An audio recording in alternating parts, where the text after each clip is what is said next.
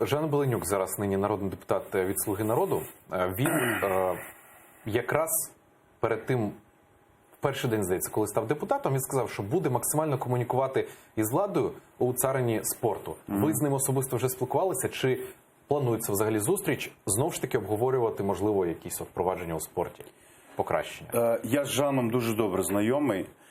І, на мою думку, він знаходиться не в своєму човні, абсолютно. Не його це. Мені здається, що йому це не йде і не піде. По-перше, чому? Тому що він ще молодий спортсмен. Йому ще виступати і виступати, а він трошки потрапив не туди. Ну, мені так здається. Можливо, це ще дійде. По-друге, навіть при бажанні зустрітися, я намагаюся, тому що окрім Жана Беленюка, ще народними депутатами стали ще декілька моїх знайомих.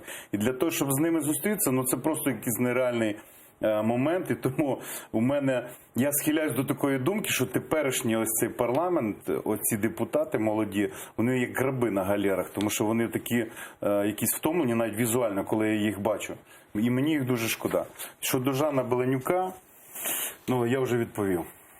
Я сподіваюся, що він все-таки зробить свій правильний вибір і піде займатися тою справою, яка йому дійсно до вподоби. Ну, але спілкування щодо комунікації спорт-влада ще не було? Не знаю, я ж не відслідковую цього. Я бачу, що він робить там декілька заяв. Ну, ще раз говорю, наша федерація розвивається і без того.